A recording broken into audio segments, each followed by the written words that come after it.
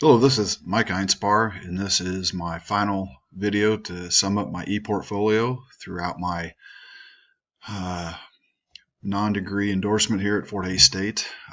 Some of the great things that uh, happened over the course of the last year. It was about a year ago I started this journey and this process.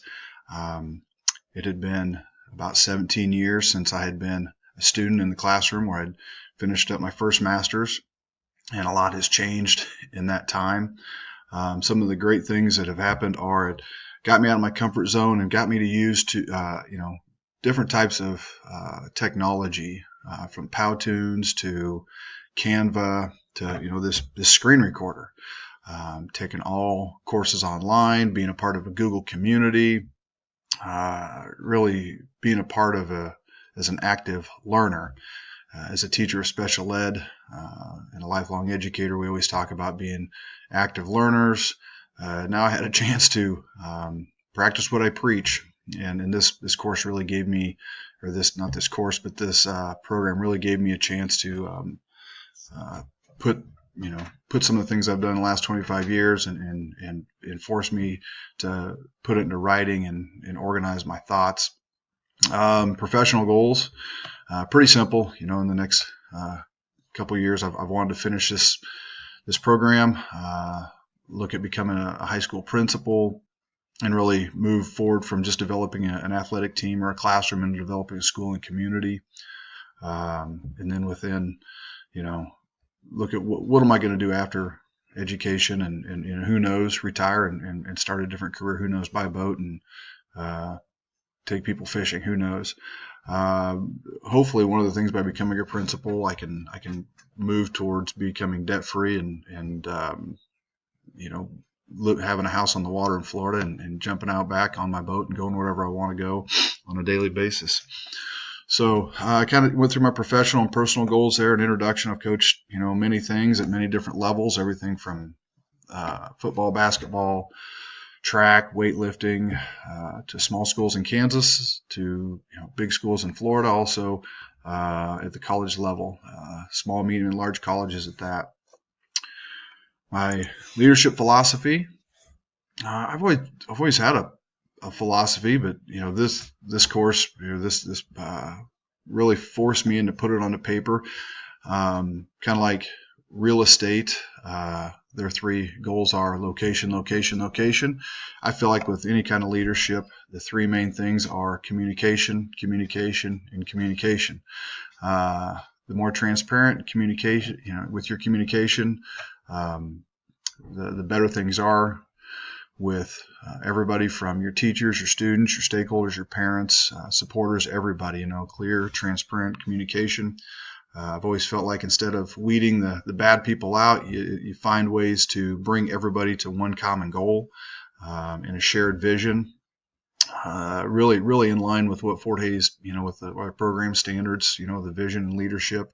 But this forced me into putting it onto paper, from what I've done, putting it into an actual philosophy.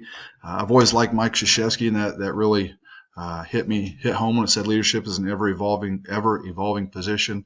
How true that is, from the budgeteer to dealing with 400 different personalities, to a lot of different people. So this really gave me a chance, and as I went through things, I didn't change my philosophy. I still believe that shared leadership and communication are the keys to being a successful leader. I love this program of study, which was very fluid. The great thing is, man, it was awesome having the ability to take the 8-week classes during the year. I was so busy between coaching football, basketball, track, working on my practicum hours, being able to pick and choose the courses that I went through. The online stuff was awesome. The professors were great on feedback, and it was good to get into those communities and be able to practice giving constructive criticism, positive criticism to colleagues. Sometimes the hardest thing is to manage adults, give adults critiques, and accepting critiques from your colleagues. I love the Oreo cookie method, and so funny. I started out with my girls basketball team this year. On away games, we would hand out the 3x5 cards and practice the Oreo cookie method. So I put that right into play. I loved it. My resume, pretty simple, ever evolving. Everything from my bachelor's degrees to my degree, I only have one, to my enhancement degree, my master's in New Mexico State, and I will update it once I get going here. Here's annotated bibliography. This was really challenging for me. It really forced me. I'm not a huge reader. I do like to learn though. And as I went through this, and it forced me to read, good, up-to-date educational articles, everything that dealt with, the research with technology, Chromebooks, communication within the classrooms, where, co-teaching in Florida. I've seen some trends that are coming and going, and one thing I really like about Kansas is that it never seems to just jump at the latest and greatest. It seems like Kansas does a good job of seeing what's out there and staying, trying to stay on top of the trend, but not, but keeping grounded in best practices. Gave me a chance at writing. I love some of the articles as far as, how to evolve the community. I think that some of the education is starting to turn back towards the career and technical education stuff, to where we're really getting back to, I'm going to call it the old-fashioned education, where kids are really learning true hard skills and not just book skills when they leave. I would, recommend that whoever takes this course to really take this serious and find those good articles that are relevant, relevant to whatever area it is that you're getting into. As a special education teacher, I love getting kids involved in their IEP. It's an active part of their education. And again, just there was an article on involving students more in their IEPs. I think that's enormous. And sometimes as a special education teacher, it can be tough. It can be tough with all the paperwork and all the I's dotted and T's crossed to really take that time and make it a special learning process with the kid. My district. So let's go into the activities that I got to do this year that I went through. I'm really wanting to be a secondary principal. At this time, I have no aspirations to move beyond the building level to get to the district, but I was very fortunate. West Franklin started a bond process, and it actually passed, but we're going to upgrade our facilities. Currently, we have 2 different elementaries in 2 different areas of the community, and then we have the one middle school, high school right in the middle of everything. And nothing's really been updated for, I guess we had the gym in the late 80s, early 90s. But prior to that, the high school was built in the early 60s, and it's still very evident that there's a lot of things that need to be updated. But this community has come together and has chosen to raise their taxes a little bit, but put forth a $13 million bond. And I got to go through the process from the initial, getting together with the community, involving the stakeholders, asking what they wanted out of the bond, out of new facilities, putting it on paper, and taking it to the school board and the superintendent and saying, here's what we would like to see, everything from educational classrooms to a gym, new football field, track, updated facilities at both the elementaries, new fire alarm systems. Right now with, school safety, we have a lot of open buildings, so trying to connect everything. But I got a chance to go out and meet everybody in the community. I love putting the video together to, focus on what we have to offer here. Talking to people about what does the bond mean. It got whittled down from 22 million to 13 million. How's it going to affect their taxes individually? It forced me to really understand, because I'm out there talking to the public. I had to answer some questions, and there's sometimes I told them I didn't know, and I would find out the answer for them.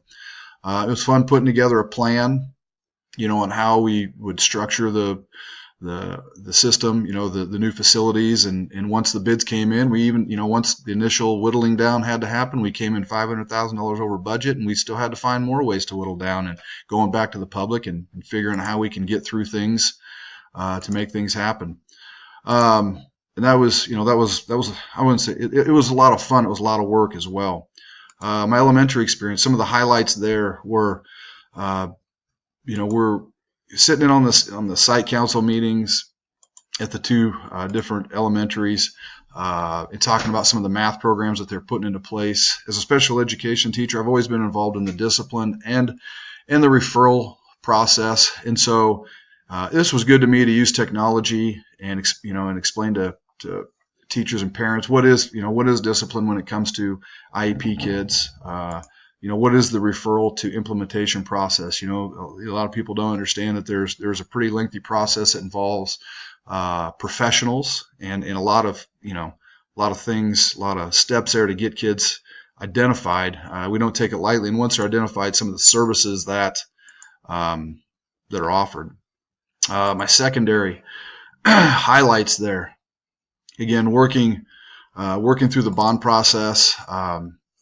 Being at a lot of different schools, I've taken tickets, I've helped with ball games, I've helped with supervision, I've sat in on interviews, but this gave me a chance to, not just from the teacher side, but more of the administrative side. You got to be a part of the guide when we hired another guidance counselor, sit on those interviews.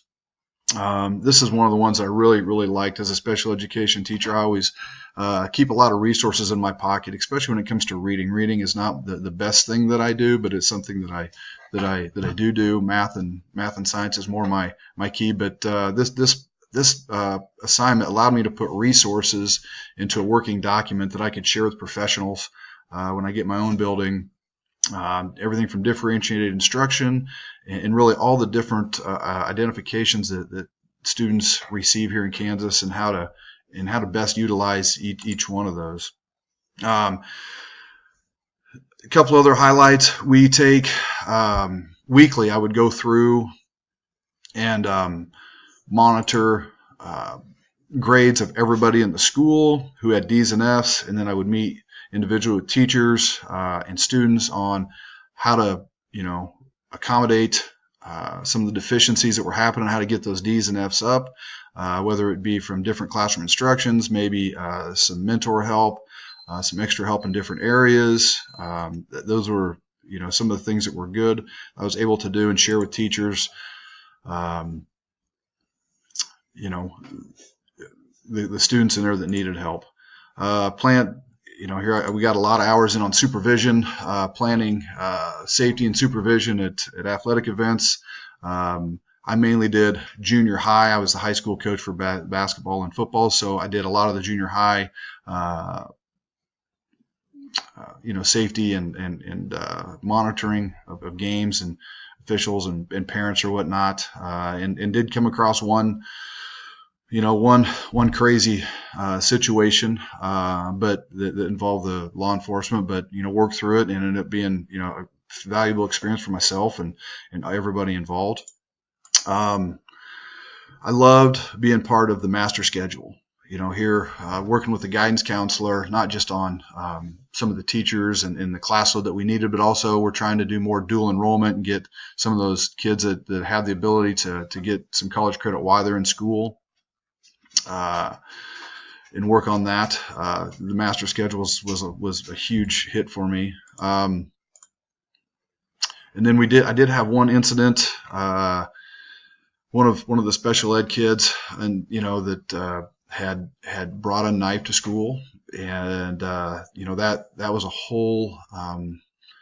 That took a lot of hours, a lot of investigation. How do we discipline that child and stay within his educational rights and not violate his rights, and also how not to violate the other students in school and keep everybody safe. Learning experience for me. It took a lot of documentation, a lot of writing, but it was a good, something I had, I've done in the past before as a teacher, but never on the administrative side of it, looking out for the entire school and the district, making sure everybody was on board. my activity form that was good to go through and log all that stuff. Here I have my activity form down there at the bottom. You see it, try to thumb through that. And I have my administrative verification forms, all three of them, elementary, superintendent, and high school. That is my ePortfolio review. Thank you.